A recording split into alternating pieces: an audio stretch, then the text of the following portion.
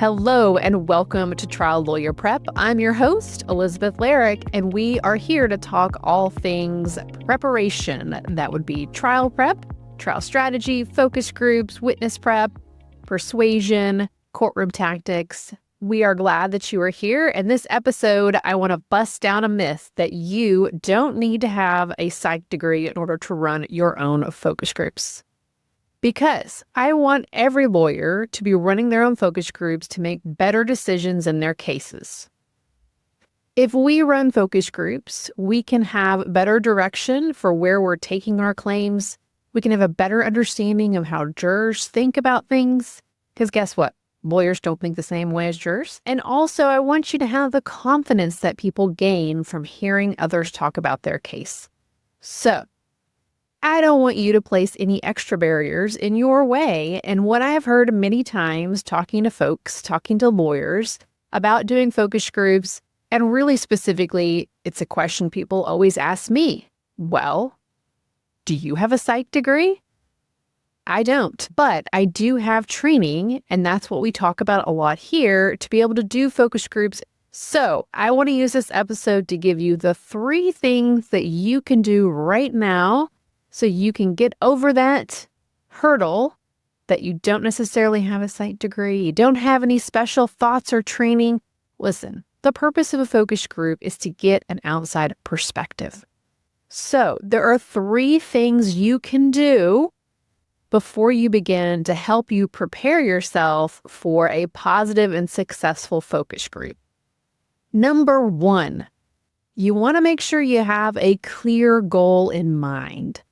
Many times lawyers come to me and they're not really sure. The case has several different issues, but we always want to be able to prioritize what is the thing you need to know right now. What is the decision that you're having to make right now? Maybe it's about settlement. Maybe it's about moving towards spending extra money on experts or trial, or maybe it's about taking more depositions or pursuing a specific kind of claim. Either way, you want to be able to have a goal in mind. I want feedback on this issue. I want feedback on that issue. When we run virtual focus groups, we look at the collective amount of time that we have, and I tell lawyers point blank, you only have time for 1 issue, or you only have time for 2 issues. Or if you're really just looking for general feedback, that's fine, but I think it's much better if we have a goal in mind. Because once we have our goal in mind, that will then set us up to be able to prepare and plan better, which is number 2 thing that you need when you're starting to do focus groups, or if you're already doing focus groups, having number 1, a clear goal, and number 2, having a plan. Now, I see too many lawyers come in and just completely wing it. And let me tell you, it is not helpful, because what ends up happening is you, the lawyer, talk way more than our participants. You end up bombarding them with tons of information. Sometimes it's organized, sometimes it's not. But really, you spend most of the time just talking and not listening. And so a plan can really help us understand we have our goal in mind. Let's take an example. Let's say it's liability. Let's say it's a red light. He said, she said, she said, he said kind of situation. And you really need to figure out, who are they going to believe? Okay, well, that's our goal is to figure out what do we do on liability here with our swearing match? And so we have a plan. Do we approach it neutrally? Do we approach it from one side only? Do we approach it from 2 sides? Having that plan and knowing, okay, here's where we're going to go. We're going to be neutral, Elizabeth. Okay. So let's get all of our facts and let's put them in a neutral light. Okay, now that may be difficult for you to do, and that's okay. But what we want to make sure that we're doing is we have a plan with how much information we're going to give, what we're going to stay away from, which is super important, because many times people want to add in that extra fact that maybe it's not even allowed into evidence. My example in a liability case is people always want to talk about in a regular car crash case, people not having a driver's license, which is not admissible in Texas. And I've seen it happen, and it just tanks the whole focus group, okay? Which means it makes it unreliable feedback. You always want to have reliable feedback. And if you've got a clear goal in mind, you're making a plan, And then finally, before you even get started, you do a test run of your presentation. I want to give a good example here where I had a younger lawyer who's coming to me. He's got 2 hours to go. He's got a pretty complicated electrocution case with a couple of holes in the facts. They're just not ever able to fill. There were no eyewitnesses. And so he creates a PowerPoint. We walk through it together and I give some ideas. I tell him, hey, this is a little too much information, and to go fix a few of these things. Well, he comes to the focus group and it was very clear he had not run through the PowerPoint before he turned on the Zoom to join with people, because he just rambled and went on. And unfortunately, it became very confusing for the group. And so it's difficult to get good feedback when people are just confused. It's kind of I'll just say it, it's a cop-out. Like, I don't understand, I'm confused. Or the other one is, well, I have so many more questions. Like, I wouldn't be able to answer how I feel or what I think about it because I have so many questions, right? I don't want that to happen to you, okay? Psych degree or not, that's just kind of what happens when we get into a place where we're not really sure. We just end up talking a little more, lawyer or not. It just happens. So I want you to be able to do a test run before you jump into that focus group, because we don't want to miss anything, but also we want to make sure that we fix anything in our presentation that may need to be fixed. There are plenty of times where I put together a PowerPoint, get going, and I do a test run, and I realize, whoa, all these animations are off, or there is no animation, so they can't see everything.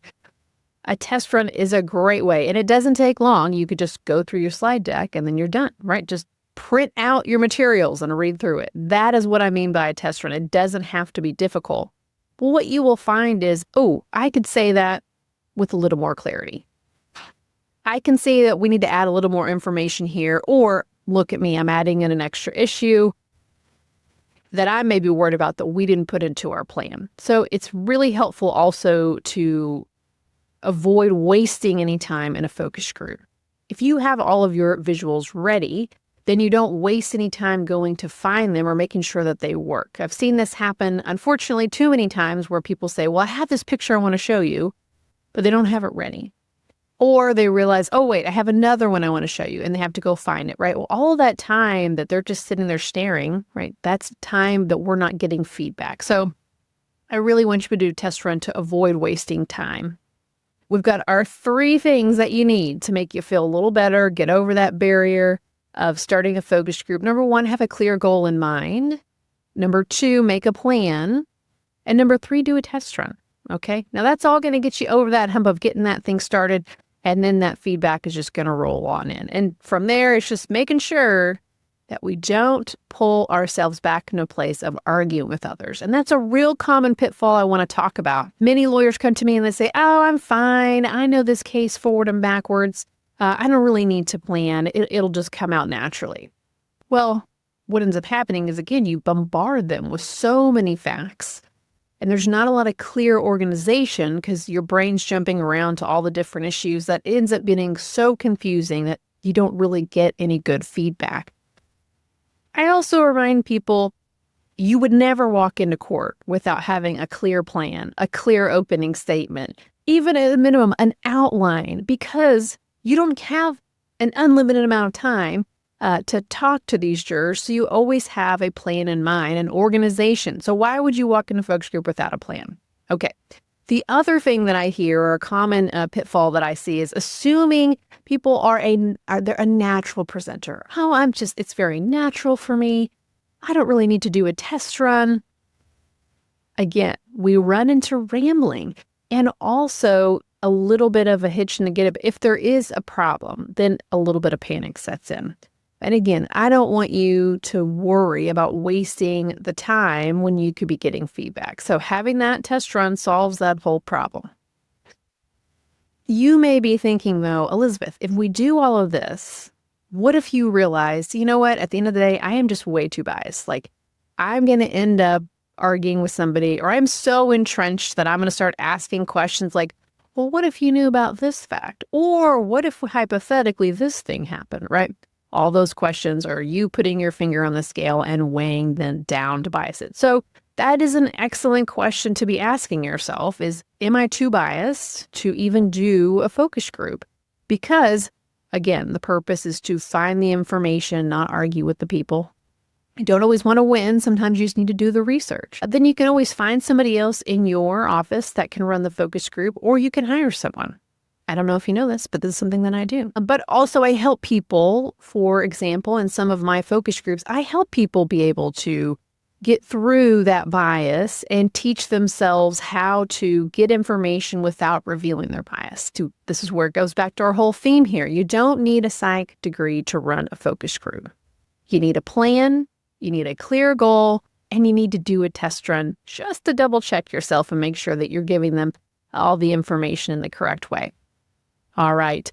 If you are curious about more information on planning and preparing for a focus group, I've written an in-detail blog that I will put a link to in the show notes if you want more information. And of course, naturally, if you need more help, don't hesitate to book a call with me about focus groups. I'm always here and generous with my time to make sure that you can get what you need from a focus group. Thank you so much for listening to Trial Lawyer Prep. Until next time, keep preparing to win.